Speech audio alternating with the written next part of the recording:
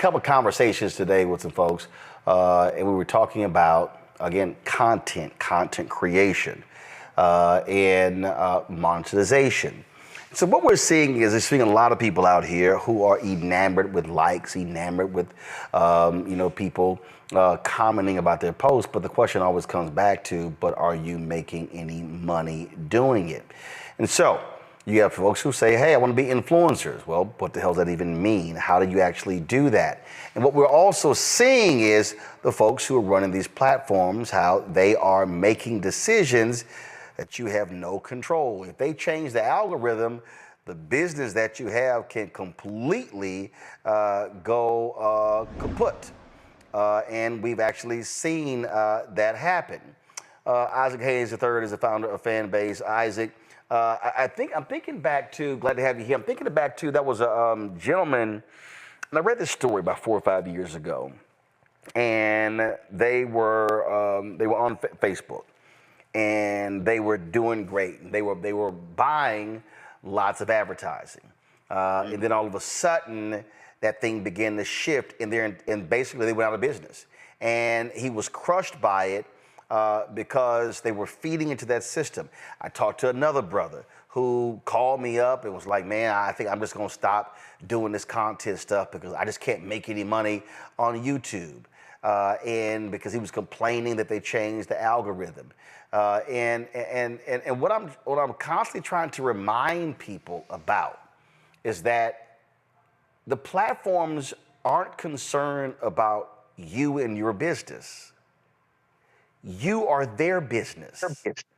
You are driving the money for them. And a lot of folks keep getting confused by that. And they think that, that they're supposed to be doing content creators favors. No, it's about them making money, not you. 100%. I agree. I always say if the platform isn't paying you directly, then you are the product. And I think that's important for every single person that uses social media. They got to understand that.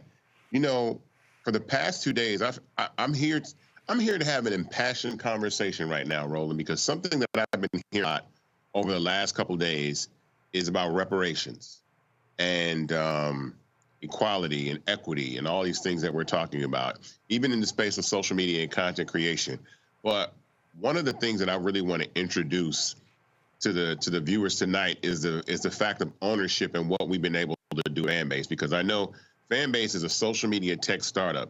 Well, what makes Fanbase unique is that it has been funded by the people. We have raised over $10 million from 15,000 investors around the planet that actually own equity in Fanbase. And really what I want to say about that is the fastest way to build wealth in this country is through technology.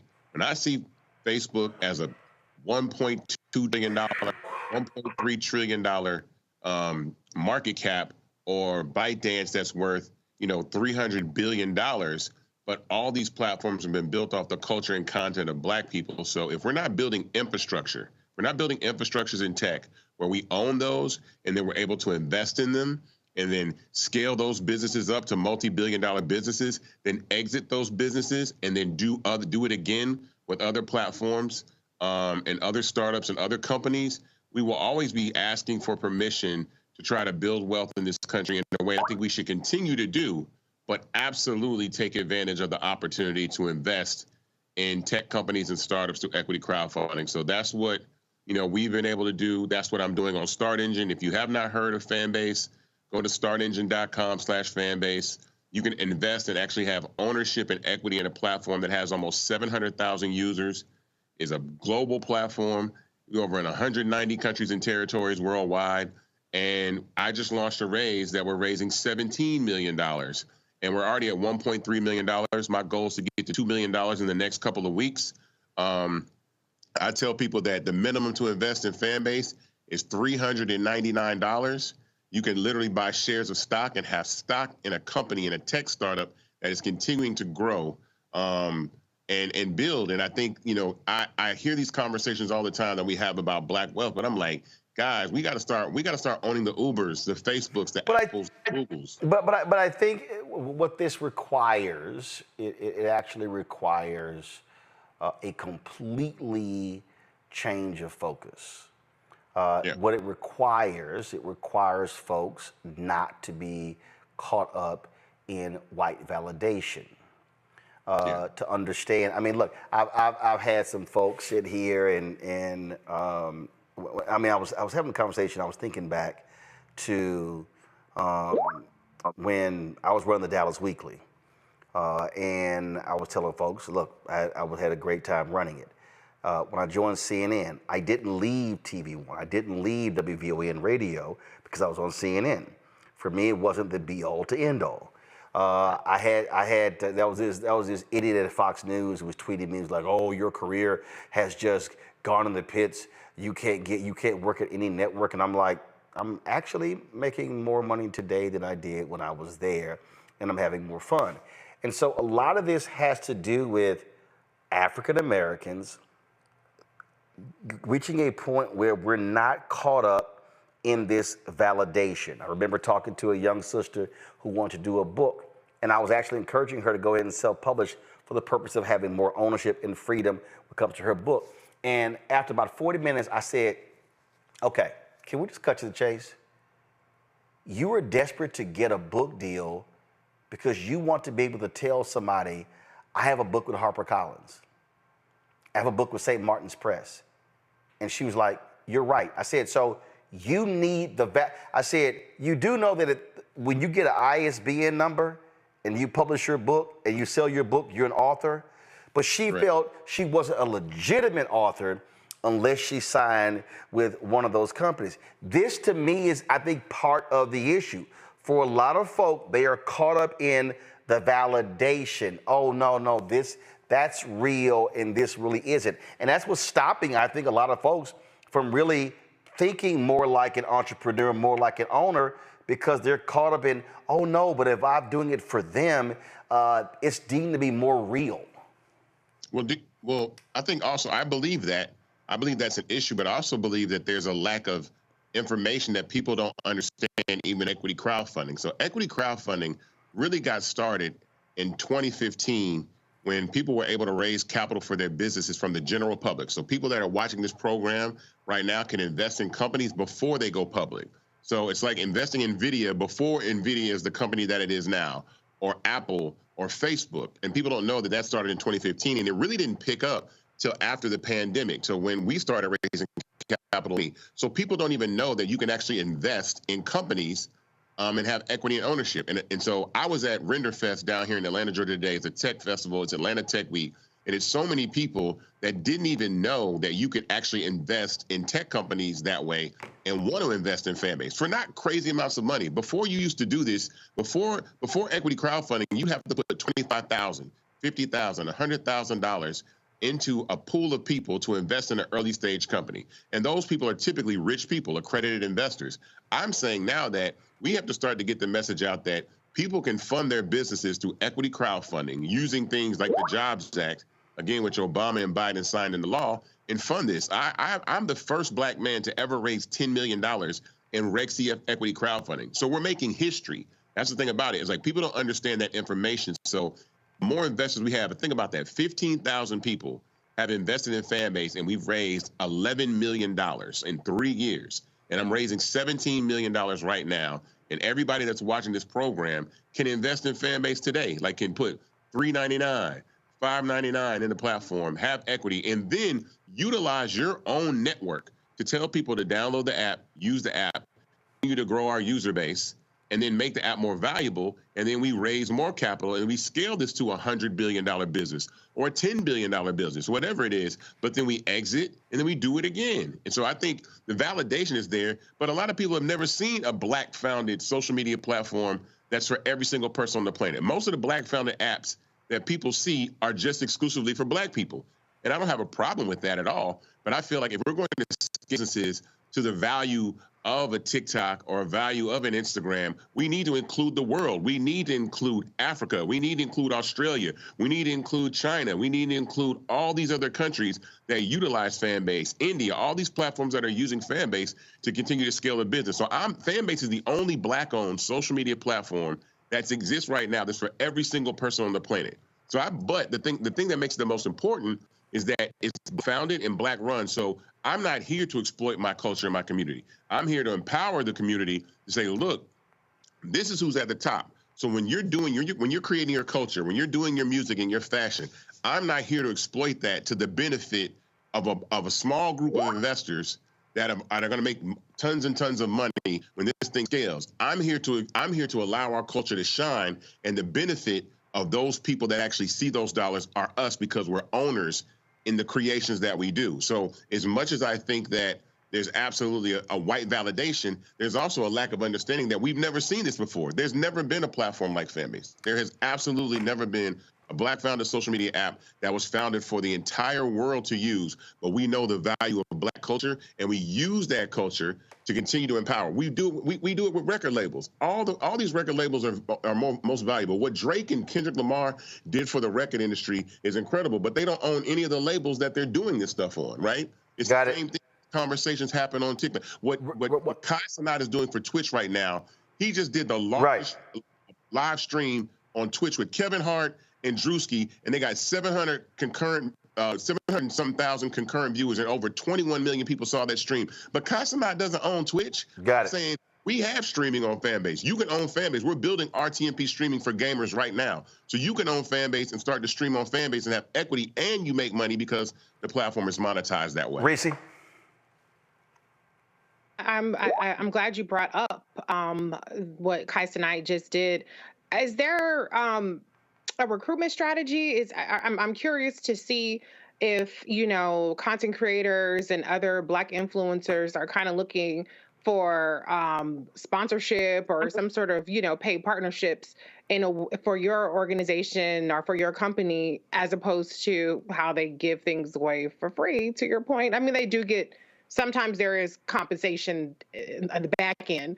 But I'm just curious what kind of conversations you've had and willingness you've seen from kind of the more big draw names in terms of joining your platform. So the conversation that we have in our community usually is a money conversation. I'm going to be totally transparent. When we're talking in our community, we want the cash up front. Now, I can tell you a few names and go Google them. Aiden Ross, he has equity in Kick. Charlie D'Amelio has equity in Step, which is like a little debit card for teenagers to use. She has equity in the company. Google Bryce Hall, he has equity in companies, right? All these startups. These younger white creators are choosing to have equity in these startups because they know that they can leverage their reach to drive people to the business to scale it up and then exit the company. So my conversation with Kai Cenat would be equity. Kai Cenat's making like $800,000 a month. He don't need any, he can make more money, but I'm trying to make Kai Cenat a billionaire. I say, Kai, come over here and get equity. If Kai Cenat came to Fanbase would probably go from 700,000 users to 2.7 million users in probably 30 days. And it would literally be $1 billion company just because of one kid brought all his platform there and said, come over here and I'm going to do audio rooms and play video games and stuff like that. But at the same time, he owns part of the platform. He's an owner. He doesn't own equity in Kick. DJ Academics is on Rumble. He does not own equity in Rumble. So if you research right now, research all the white creators that have equity in these companies. Do you see what Ryan Reynolds did with Mint Mobile? He put his own capital in it, but he scaled that thing up. They sold that thing for $1 billion, I think. He got $300 million out of that thing. So these creators need to start leveraging their reach and their brand equity in these companies and then scale them up and then exit. That's where the real money is going to come from. And they're going to be rich.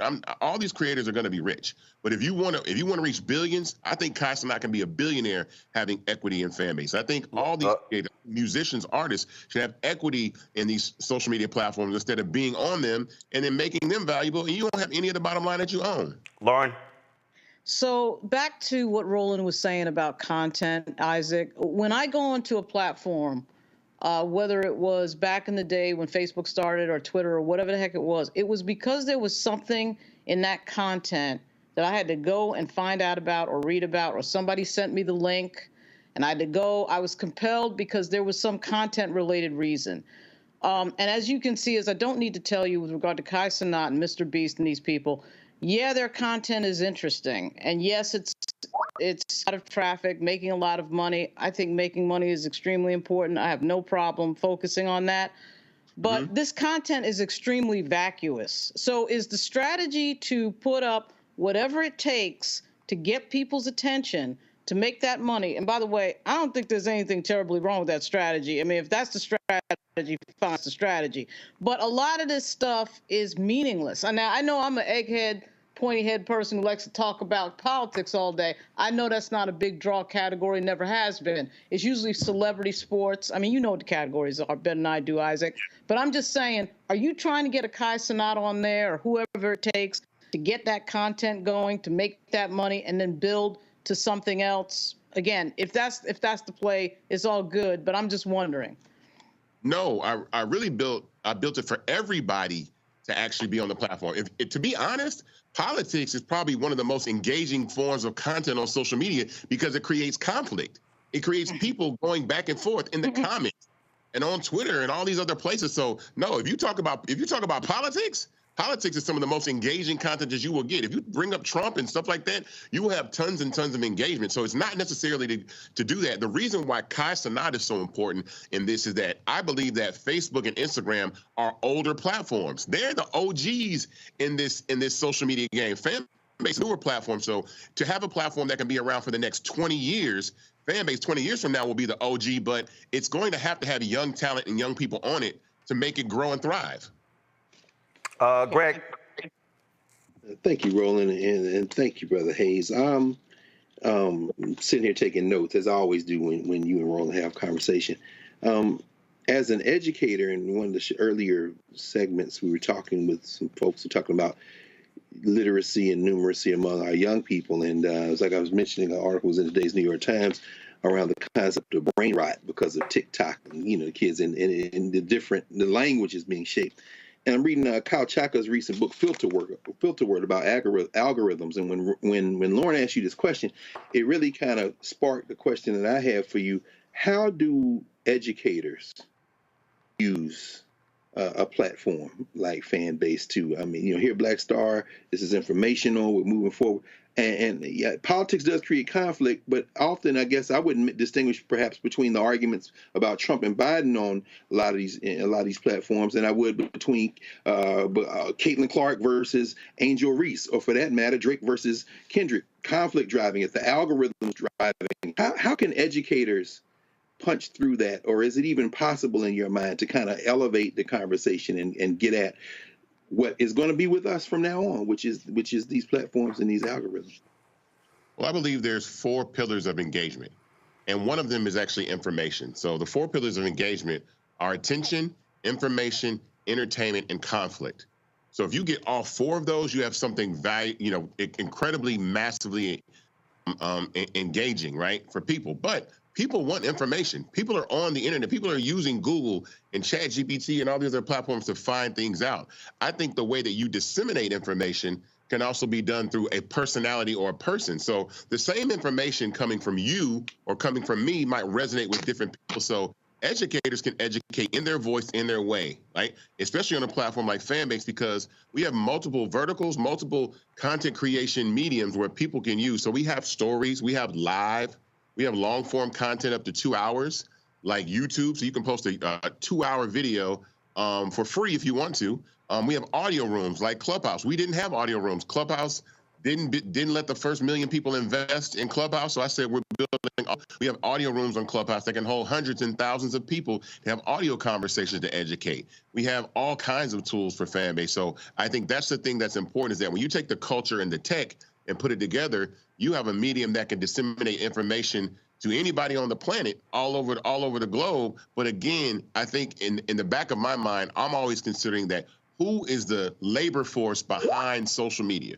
Who is the labor force that makes Twitch popular? Who is making Apple Music? Who's making Spotify popular? Hip hop is making those platforms popular. Who's making social media popular? Drewski and Funny Marco and all these other people. But ask those people, ask any of those individuals, do they actually own part of the company? So I say we start from scratch, the infrastructure, and then have equity in it and do that. But you can absolutely educate on Fanbase. It's a platform designed to act. And here's another reason why I think it's important that you can educate as well, because we don't suppress content. I'm not here to suppress content. I'm not here to stop you from seeing, your viewers from seeing you. But Instagram does that because they run ads. So they don't want you to reach 1 million people because they want you to pay to reach 1 million people. I want you to reach anybody that wants to reach you. Yes. All right. Folks, more information, go to startengine.com/fanbase. Isaac, we appreciate it. Thanks a lot. Thank you. Fanbase is pioneering a new era of social media for the creator economy. This next generation social media app with over 600,000 users is raising $17 million, and now is your chance to invest. For details on how to invest, visit startengine.com/fanbase or scan the QR code. Another way we're giving you the freedom to be you without limits.